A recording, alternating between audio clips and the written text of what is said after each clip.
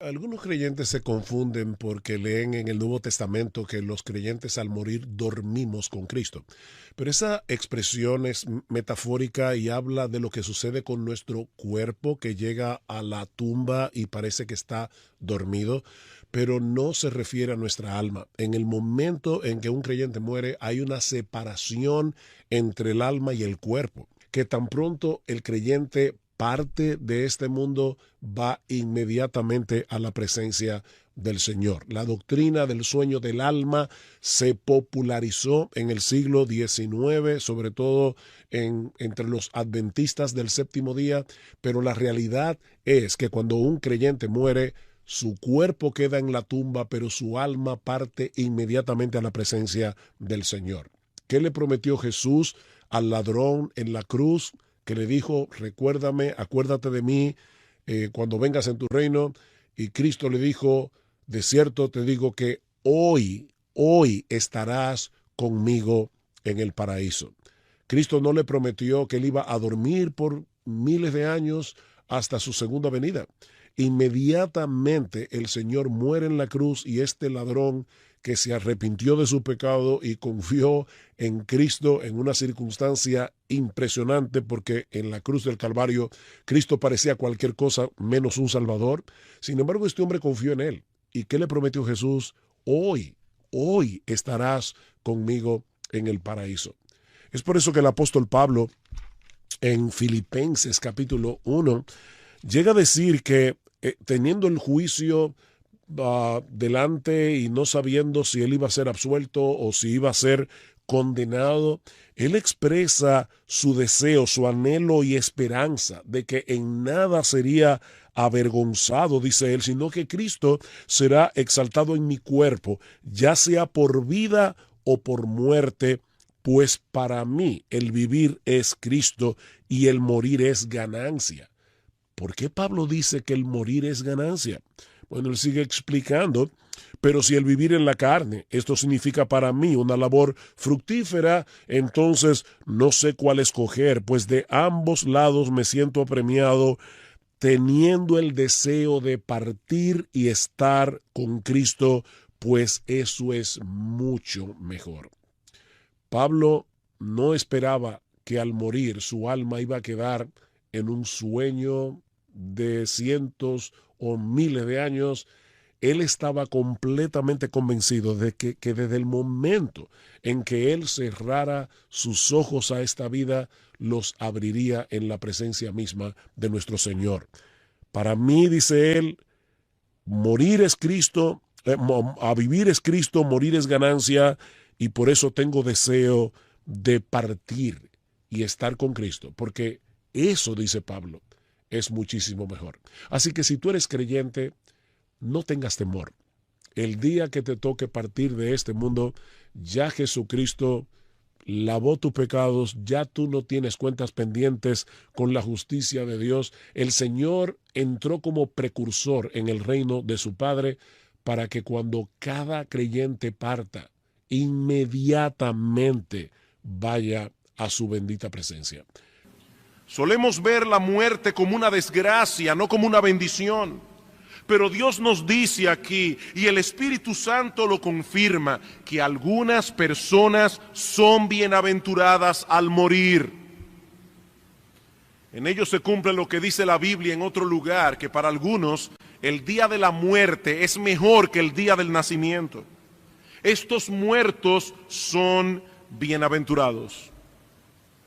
Por otra parte, es interesante notar que esa voz divina que Juan oyó del cielo le ordenó escribir estas palabras. Dice el versículo 3, y oí una voz que desde el cielo me decía, escribe, escribe.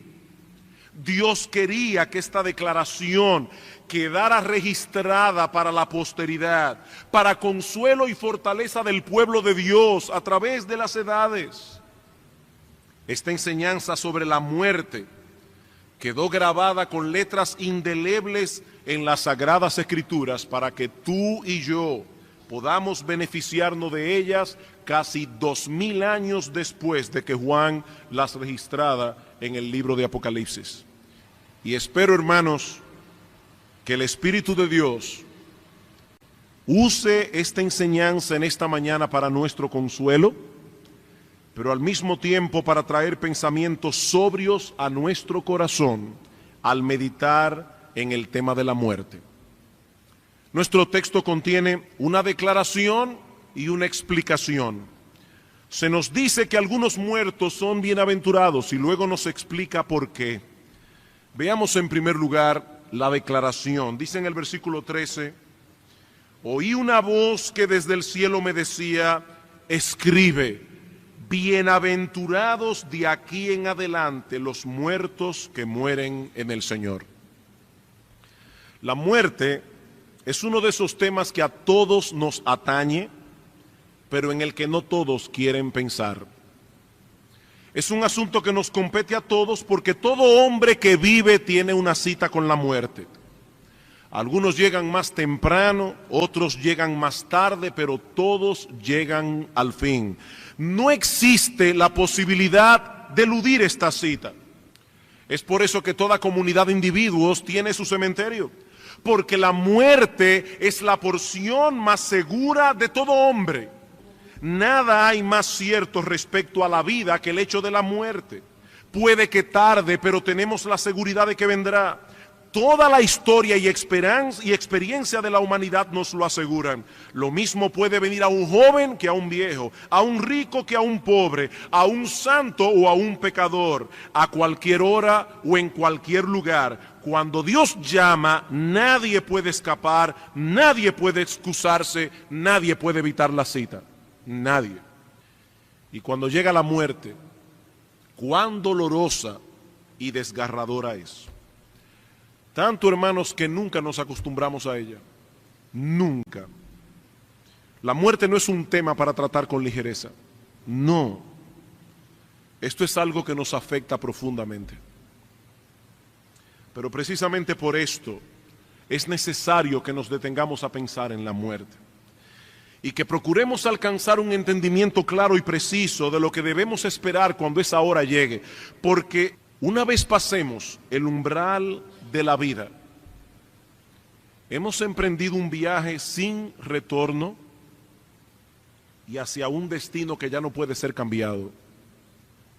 Un segundo, tu corazón deja de latir y tu destino queda sellado para siempre. Es seria la muerte, es seria la muerte. ¿Qué sucede cuando el hombre muere? Bueno, este texto de las Escrituras nos provee una respuesta clara y precisa. Dice, bienaventurados los muertos que mueren en el Señor. Bienaventurados. Podríamos traducir la palabra bienaventuranza como felices. Es como si dijéramos bendito de Dios, bendecido por Dios. Y como consecuencia de esa bendición, este hombre, esta mujer experimenta gozo, plenitud, contentamiento. Estas personas poseen la bendición de Dios y por eso son dichosos, por eso son felices, realmente felices, plenamente felices. ¿Y a quiénes señala nuestro texto como poseyendo tal felicidad, tal bienaventuranza? A los que mueren en el Señor. ¿Qué dice el texto? Bienaventurados los muertos. ¡Qué declaración tan chocante! Bienaventurados los muertos. Cuando recibimos la noticia de que alguien ha muerto, usualmente hay un tono triste y sombrío en las palabras. Y no puede ser de otro modo. En las Escrituras se asocia la idea de la muerte con la idea de la tristeza.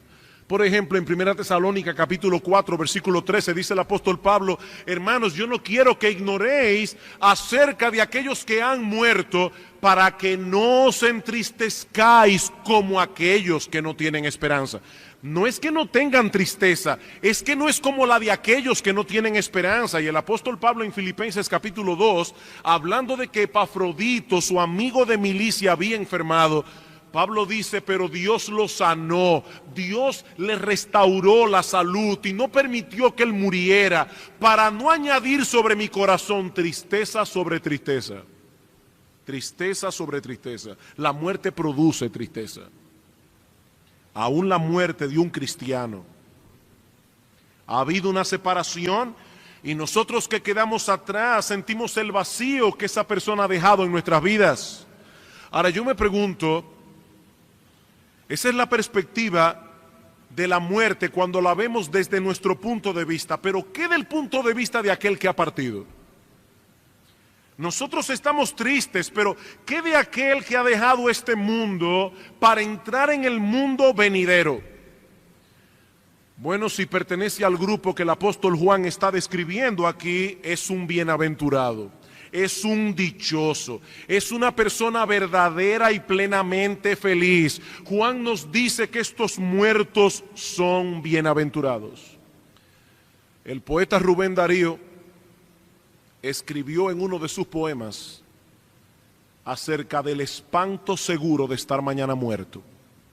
Evidentemente esa no era la perspectiva que Pablo tenía de la muerte.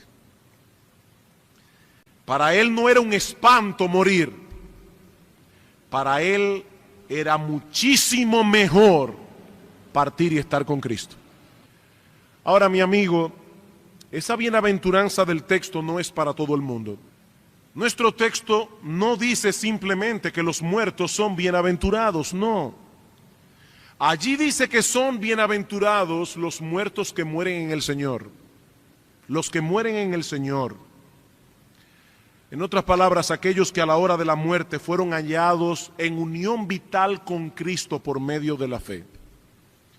Para todos los demás que no están en Cristo, no existe bendición alguna a la hora de la muerte, porque han partido en sus pecados, han partido con deudas pendientes delante de Dios. Para tales personas la muerte es una desgracia, la más grande y más terrible de todas las desgracias. Robert Murray McCheyne, un gran predicador del siglo pasado, hablando de los que mueren en Cristo, sin Cristo, de los que mueren sin Cristo, dijo lo siguiente: pueden poner tu cuerpo en un ataúd espléndido, imprimir tu nombre en la tapa con letras de plata, pueden traer una compañía de dolientes vestidos con solemnes trajes negros, pueden hacer descender el ataúd lentamente en la tumba y esparcir el césped más verde sobre él. Pueden preparar el terreno para que allí crezcan las flores más dulces, cortar una piedra blanca y grabar en ella un gentil epitafio a tu memoria, pero aún así sigue siendo el funeral de un alma condenada. Solo los que mueren en Cristo son bienaventurados, porque por medio de la fe en Él han obtenido el perdón de todos sus pecados y a la hora de la muerte no tenían deudas pendientes con la justicia de Dios. Mi amigo, yo sé que esa palabra pecado no está de moda en estos días, pero Dios la toma tan en serio que envió a su Hijo Jesucristo a morir en una cruz para resolver la enorme dificultad que esos pecados han generado en la justicia de Dios. Dios tiene problemas con el pecado, porque Dios es justo, perfectamente justo. ¿Cómo nos molesta cuando nosotros somos víctimas de una injusticia? ¿Cómo nos molesta? Pero al mismo tiempo, ¿cómo queremos evadir que todos nosotros somos injustos? ¿Cómo queremos evadir el hecho de que algún día tú y yo, mi amigo, seremos juzgados con justicia? Mi amigo, todos nosotros nos presentaremos delante de un juez justo. Y óyeme bien, mi amigo, ese juez conoce nuestras vidas hasta en sus más íntimos detalles. Aquello que tú has hecho en oscuridad, aquello que nadie ha visto, aquello que solo se ha quedado en tu pensamiento, aquello que solo ha sido un movimiento de tu corazón, Dios lo sabe. Dios conoce tu vida. Por eso nadie podrá alegar inocencia en aquel tribunal, nadie. Porque dice la Escritura en Hebreos capítulo 4 versículo 13 que todas las cosas están desnudas y abiertas a los ojos de aquel a quien tenemos que darle cuenta. Tu vida es un libro abierto delante de Dios. En aquel solemne día, cada palabra, cada pensamiento, cada acción, cada motivación pasará por el sedazo de la justicia perfecta de Dios. Y nadie, absolutamente nadie, será bienaventurado en aquella hora si no fue justificado en vida por medio de la fe en nuestro Señor Jesucristo. Dice el apóstol Pablo en Romanos capítulo 5, versículo 1, justificados pues por la fe tenemos paz para con Dios. ¿Sabes, mi amigo, lo que es justificación? Escucha qué cosa más gloriosa. Que Dios, el juez justo, declara justo al pecador culpable. Dios lo declara justo si deposita su fe en la persona de Cristo y en la obra que Él hizo en la cruz del Calvario. Oye, qué buena noticia. La Biblia dice que la paga del pecado es la muerte. Por cuanto Dios es justo, esa deuda no se puede quedar sin pagar.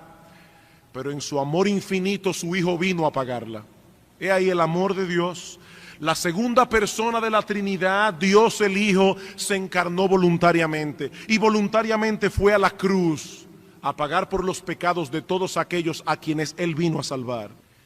Y ahora reciben el beneficio de esa muerte todos aquellos que creen. Todos aquellos que creen.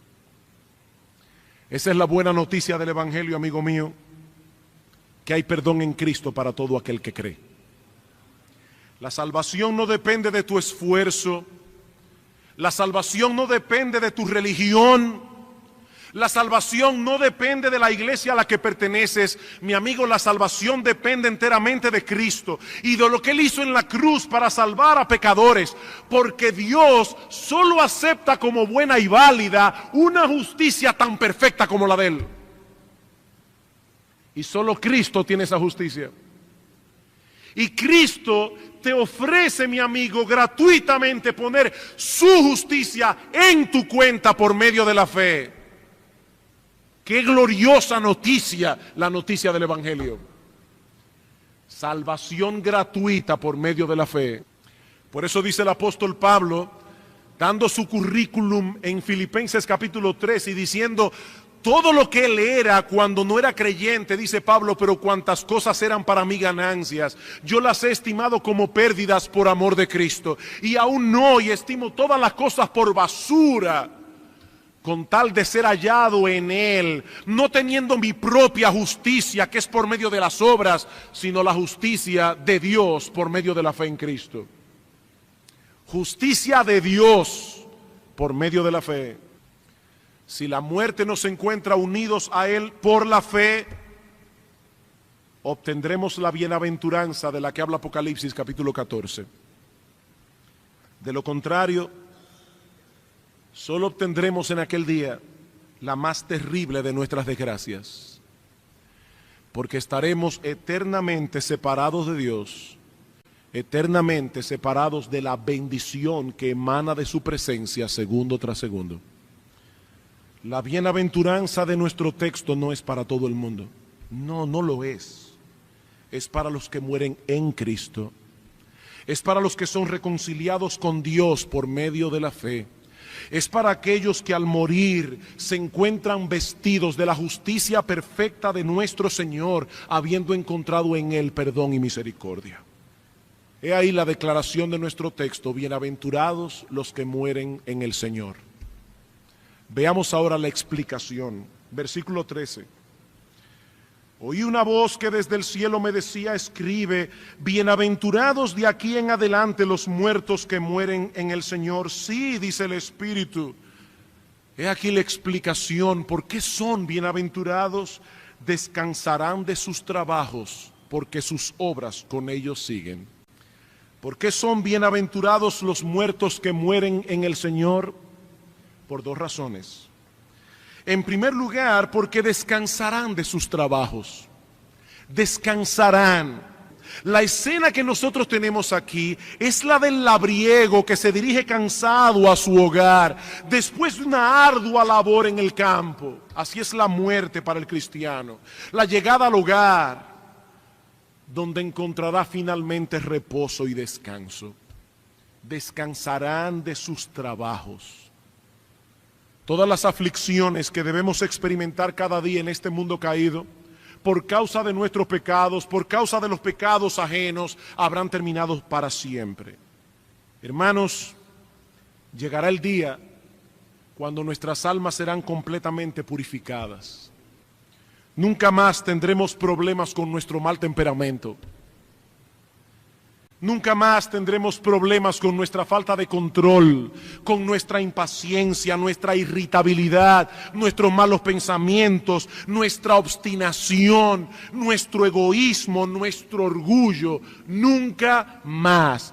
Nunca más sentiremos vergüenza por haber hecho algo que no debimos hacer o porque lo que debimos hacer no lo hicimos. Todo vestigio de orgullo, de egocentrismo, de desconsideración, de ingratitud, habrá sido total y definitivamente eliminado. Nunca más sentiremos apatía por las cosas espirituales. Nunca más lamentaremos nuestra falta de amor a Dios, nuestra falta de celo, nuestra falta de devoción y de entrega. Nunca más. Hoy pedimos a Dios que nos libre del mal, y esa oración será contestada algún día en su máxima expresión, porque seremos librados del mal totalmente. Dios responde esa oración aquí ahora, pero la respuesta final y absoluta de esta oración nos aguarda en el cielo. Allí amaremos a Dios con todo nuestro corazón, con toda nuestra alma, con toda nuestra mente, con todas nuestras fuerzas, sin que ningún vestigio del mal se interponga entre nosotros y Él. Mi hermano querido, aliéntate con esta promesa. Pero no solamente seremos librados de nuestros pecados, sino también de las consecuencias que producen en nosotros los pecados de otros. Nadie murmurará contra nosotros. Nadie nos quitará lo que es nuestro. Nadie nos estorbará en ningún sentido. Nunca más descansarán de sus trabajos. El Señor dijo a sus discípulos: en el mundo tendréis aflicción. En el mundo tendréis aflicción. Vivimos en un mundo que no ama a Dios. Vivimos en un mundo que no ama los caminos de Dios, donde muchas veces los malos parecen triunfar. Hermanos, este es un mundo bizarro. Aquí se alaba al malo. En este mundo se exalta al perverso. Las prostitutas de Hollywood son famosas en este mundo, no las mujeres piadosas. Este es un mundo bizarro, hermanos. En el cielo el mundo es al derecho. Allí se exaltará al que debe ser exaltado. No al rico y al famoso, al piadoso y al santo. Aquí se le rinde pleitesía al hombre que tiene una cuenta de bancos abultada. Eso es basura delante de Dios. Ese no es el parámetro por el que Dios mide a un hombre. El parámetro por el que Dios mide a un hombre es su fidelidad, es su devoción, es su entrega a Dios. Cuando estemos en la presencia de Dios, los parámetros serán correctos. Qué descanso, ¿eh? Qué descanso vivir en un mundo que funciona al derecho. El libro de Apocalipsis recalca esto una y otra vez. Vayan por un momento a Apocalipsis capítulo 7. Hermanos, ¿qué nos espera del otro lado de la muerte? Hablando de estos que han salido de la tribulación, dice en el versículo 15 del capítulo 7, por esto están delante del trono de Dios y le sirven día y noche en su templo, y el que está sentado sobre el trono extenderá su tabernáculo sobre ellos. Ya no tendrán hambre ni sed, y el sol no caerá más sobre ellos, ni calor alguno, porque el Cordero que está en medio del trono los pastoreará y los guiará a fuente de aguas de vida, y Dios enjugará toda lágrima de los ojos de ellos. Apocalipsis capítulo 21, versículo 3, y oí una gran voz del cielo que decía: he aquí el tabernáculo de Dios con los hombres, y Él morará con ellos, y ellos serán su pueblo, y Dios mismo estará con ellos como su Dios. Enjugará Dios toda lágrima de los ojos de ellos, y ya no habrá muerte, ni habrá más llanto, ni clamor, ni dolor, porque las primeras cosas pasaron. Ahora, hermanos, noten cuál es la porción nuestra en esta vida. Cuando Juan dice, ya no habrá llanto, ya no habrá lágrimas, ya no habrá dolor, es que aquí sí lo hay. Aquí sí lo hay. Aquí sí hay motivos para llorar. No en el cielo. ¿Por qué son bienaventurados los muertos que mueren en el Señor? Bueno, en primer lugar, porque descansarán de sus trabajos. Descansarán de sus trabajos, pero el texto nos da una segunda razón. Apocalipsis 14:13 dice: bienaventurados de aquí en adelante los muertos que mueren en el Señor.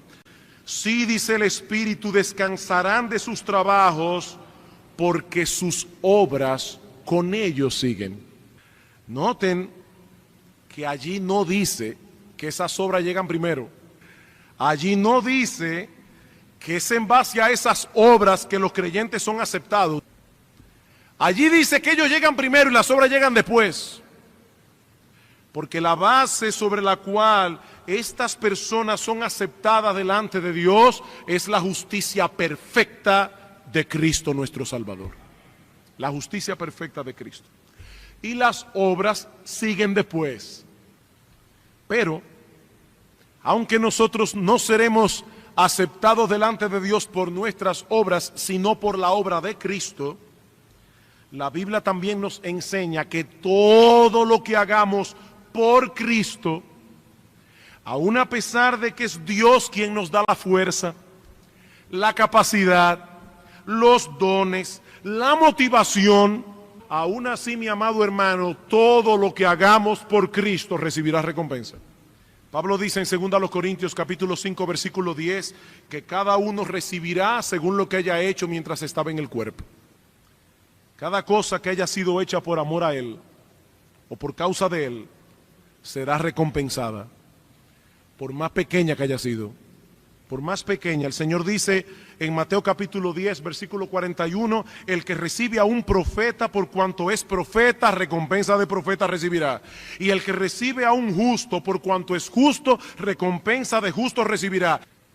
Sí, nosotros somos débiles, imperfectos. Seguramente todos nosotros quisiéramos hacer mucho más por Cristo. Seguramente. Pero, amado hermano, regocíjate en esta promesa. Todo lo que hayas hecho por Él seguirá contigo a la hora de la muerte, y entonces serás debidamente recompensado. Los muertos que mueren en el Señor son bienaventurados, benditos de Dios, plenamente felices y dichosos. Están experimentando ahora esa plenitud de gozo de la que habla el salmista en el Salmo 16, versículo 11. Dice el salmista: en tu presencia hay plenitud de gozo, delicias a tu diestra para siempre. Amados hermanos, Dios nos ha revelado estas cosas para consolarnos en medio del dolor y la aflicción que causa la partida de un ser querido. Pero también, amados hermanos, Dios nos ha dejado esto en su palabra para consolarnos en medio de cualquier tribulación, porque lo que nos espera al final del camino es sencillamente indescriptible. Dice el apóstol Pablo en Romanos capítulo 8, versículo 18, que las aflicciones del tiempo presente no son comparables con la gloria que en nosotros será revelada. Los muertos que mueren en el Señor son bienaventurados. Podemos enfrentar con confianza la vida y la muerte. Podemos encarar con esperanza la partida de un ser amado que ha partido. Si ha partido en Cristo. No solo porque sabemos que esa persona está experimentando el deleite pleno de estar con su Señor, sino porque sabemos que algún día nos volveremos a ver. Y en cuanto a ti, amigo mío, ¿qué será de ti cuando tengas que enfrentar el trance seguro de la muerte? ¿Qué será de ti? ¿Tú estás preparado para morir? ¿Puedes decir de ti que estás unido a Cristo por la fe? ¿Que en algún punto de tu vida te arrepentiste de tus pecados? ¿Te convertiste a Cristo? ¿Confiaste únicamente en Él para la salvación de tu alma? ¿Es Cristo hoy tu Rey y tu Señor, porque le has entregado a Él tu vida para hacer su voluntad, no la tuya?